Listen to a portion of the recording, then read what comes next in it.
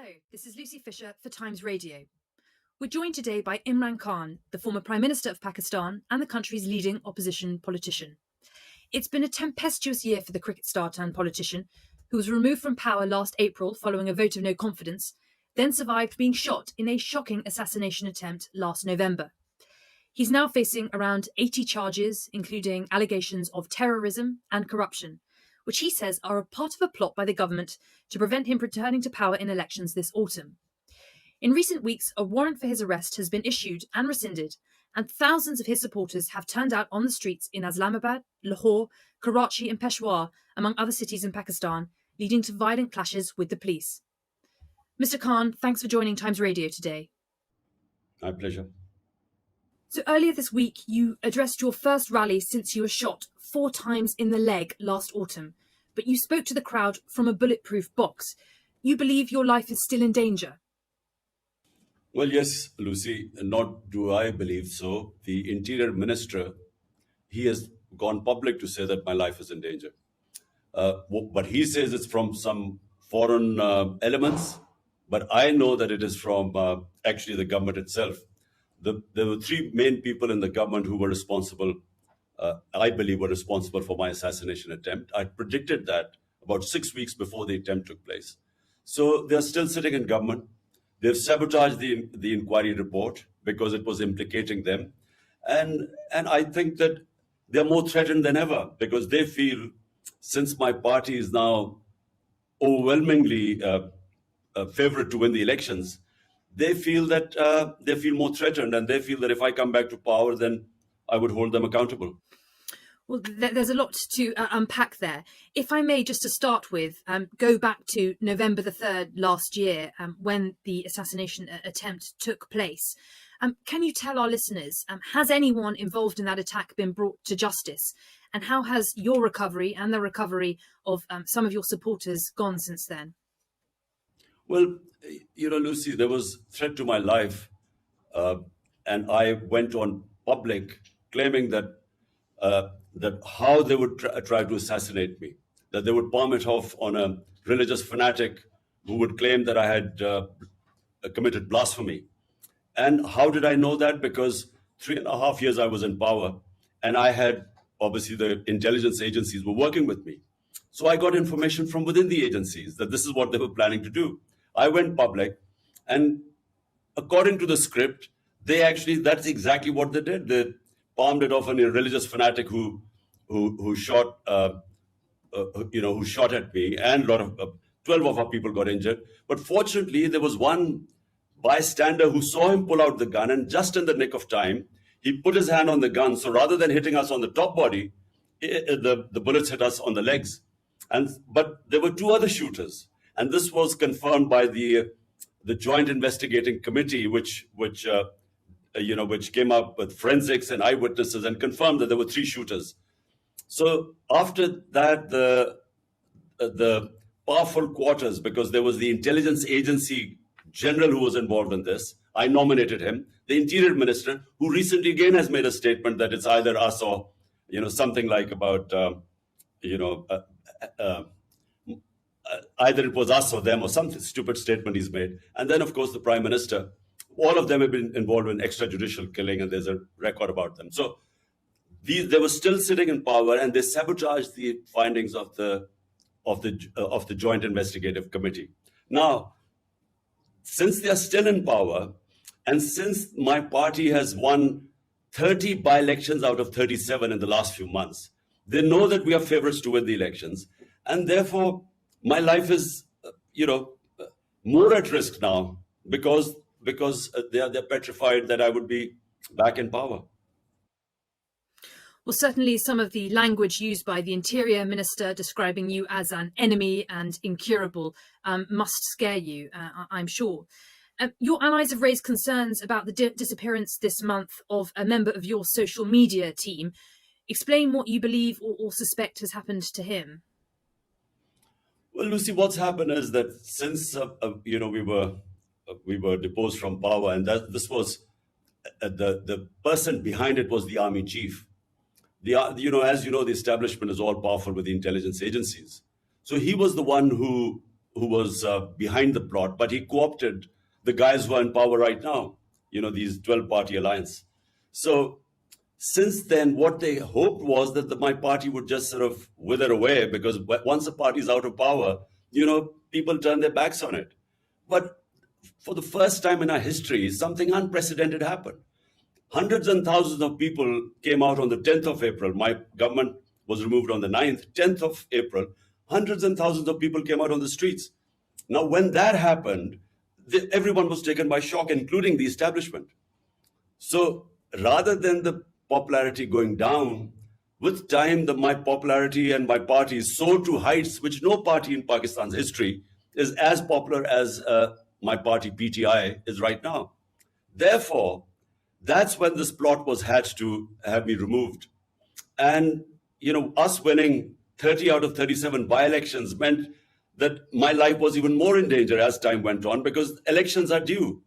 The Supreme Court had asked for the provincial elections on the 30th of April. The general elections take place in October.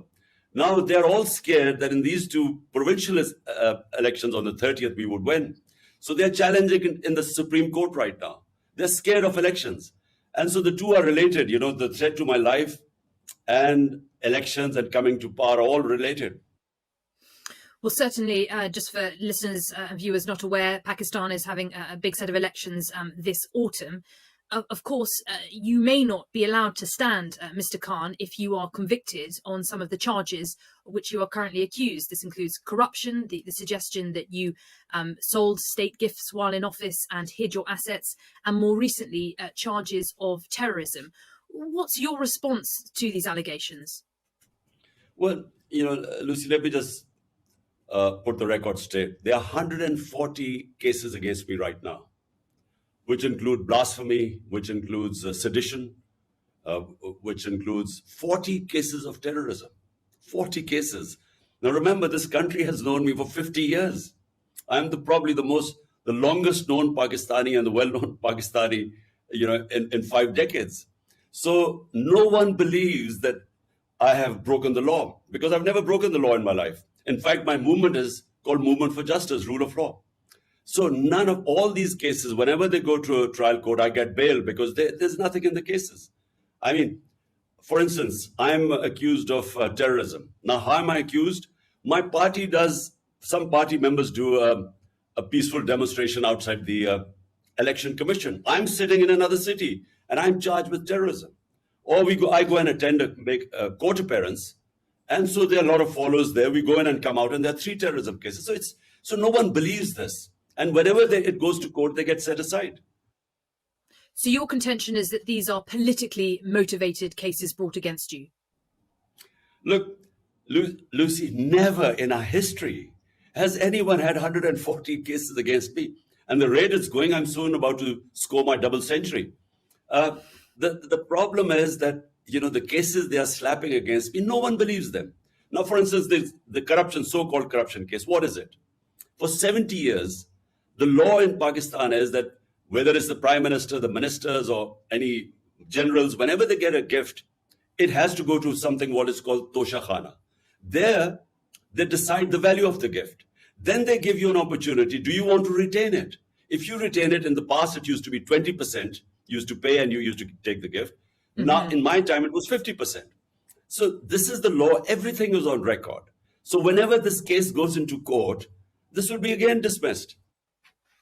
So as you mentioned, there have been protests when you have been called to court. Your supporters have been out on the streets in cities across Pakistan. There have been violent clashes with the police. What's your message to your supporters now? Would you urge them to eschew violence? Lucy, look, let me correct the record again. My people have never indulged in violence, and I'll tell you why.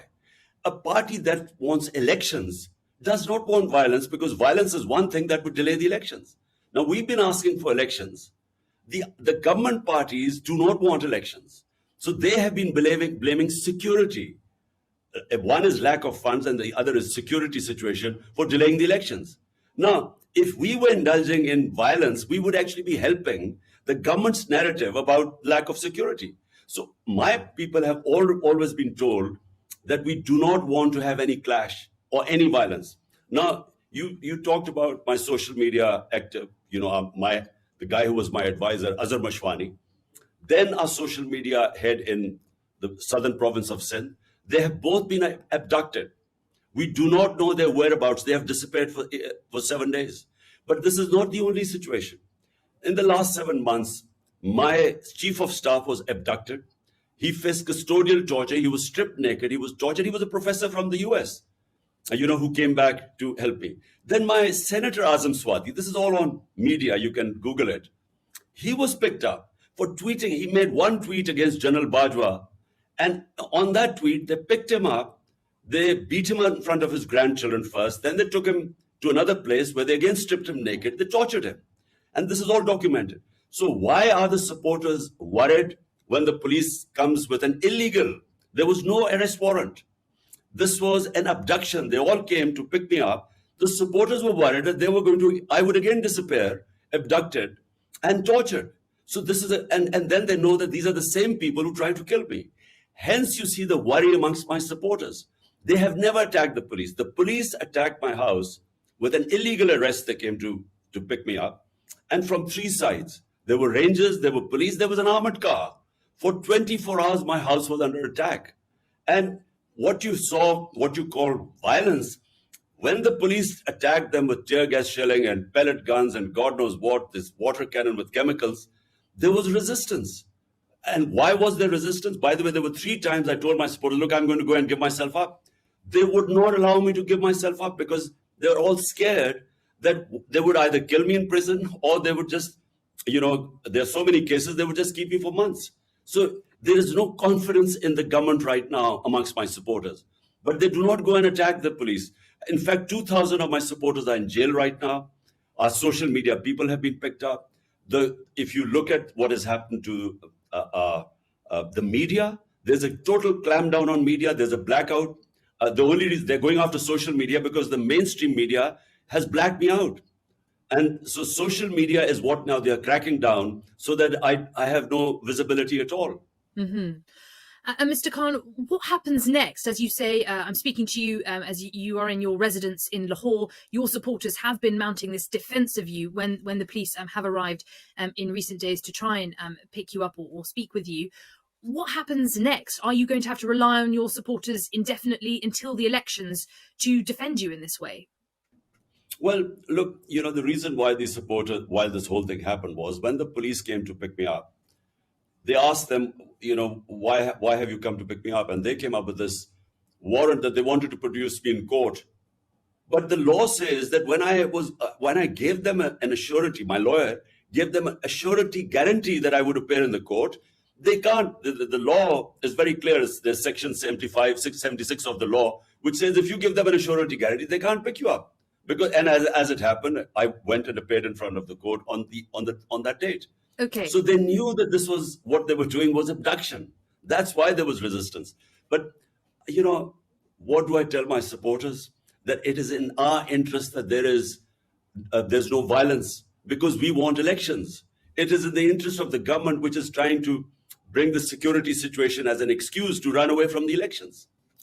Well, you certainly appear to be riding a wave of public support. I note a poll by Gallup this month putting your approval rating at 61% and that of the current Prime Minister, Shehbaz Sharif, on 36%. So looking ahead to the elections this autumn, what is your prospectus for government in Pakistan? Sorry, what did you mean? What is my... What are your key policies heading into the elections this autumn, which it looks like you could do very well based on the current polling? No, Lucy, look, we will sweep the elections and all the opinion polls say that and the results of the by-elections out of 37, we've swept 30 despite the establishment and the entire government machinery helping them. That's why they don't want elections. But look, what we need in Pakistan most of all is rule of law. Look, the difference between rich and poor countries is only one. Rich countries have rule of law and hence prosperity, and our countries are plundered by their own ruling elites because they're above law. This is the struggle, not just in Pakistan. It's in the entire developing world where you find these poor refugees trying to, risking their lives to go to the land of milk and honey like Europe and England. Why? Because there's rule of law. So they have level playing field. In our countries, unfortunately, the elite is above law. And this is the whole struggle going on in Pakistan. They've all ganged up against me. 12 parties have ganged up against me. So the entire political spectrum is on one side, helped by the establishment, which also has always been above law. So this is a struggle for rule of law. And if you have rule of law, then that is what brings prosperity, because it brings investment. Our biggest asset for Pakistan are the overseas Pakistanis, which are 10 million. And their combined GDP is more than the GDP of 220 million Pakistanis. If we can have the enabling environment for them to invest in this country, Pakistan will stand on its own feet. I mean, I'm just giving you a very rough idea that unless you have rule of law, you cannot have prosperity, because we get robbed by our own elites who siphon off money, and it ends up in Western capitals and in offshore accounts. And as I said, it's the problem with, you look at the developing world, it's the same problem everywhere. So restoring rule of law is at the centre of your policy proposals for the country. Just a quick word, if I may, on Pakistan's fairly precarious financial situation. It is on the brink of default. How are you going to restore financial stability to the country? Well, this is, Lucy, the biggest challenge, because we had sort of balanced our economy like most of the developing world. COVID-19 hit us 2 years after 3.5 years, 2 years was managing COVID-19 and its effects. And then, we had the commodity super cycle. Suddenly the energy prices skyrocketed. So not just Pakistan, but most of the developing worlds suffered from balance of payments issues, because when the oil price during our time was between $110 to $115 per barrel, it's come down to $65 to $70. So when the prices went up, so we too had problems. But if you look at the economic survey of Pakistan a year ago, we had the best economic indicators in 17 years of Pakistan's economic history. And so we had managed to balance this. We got our country out of COVID-19, one of the top three countries that managed the virus, the corona effects of COVID-19, the best. We were rated as one of the best countries. And then we managed to pick up our economy. Now, when they pulled the plug, we had overshot all our targets that we had set, whether it was revenue collection, it was exports, it was remittances, it was agriculture and industrial output. So we were doing our best. But what happened was that after that, the new government came in, did not have a plan, markets lost confidence, political instability, because no one knew how, because the government maximum would have lasted for 1.5 years. The elections were this autumn anyway. So that in that political instability and then total incompetence to handle the economic situation and give a roadmap, that's when the economy went into a tailspin. So we lost 35% of the value of our currency in 10 months. Yeah, well, a lot to sort out on that front, on the financial situation. Mr. Khan, just a final word then about cricket and where cricket perhaps meets politics to bring your former life and your current life together, if I may. Tomorrow, the biggest franchise tournament in world cricket returns when the 16th edition of the Indian Premier League gets underway. India has banned Pakistani players from taking part since the Mumbai terror attacks in 2008, and there's no sign of that ban being lifted. The Board of Control for Cricket in India has long been accused of using this ban as a political weapon. My question to you is, would you call on other cricketing nations like England to push for Pakistani players to be allowed to play next year? Well, it is unfortunate, the relationship between Pakistan and India. There's a lot of arrogance in the way India now behaves in the cricketing world as a cricketing superpower.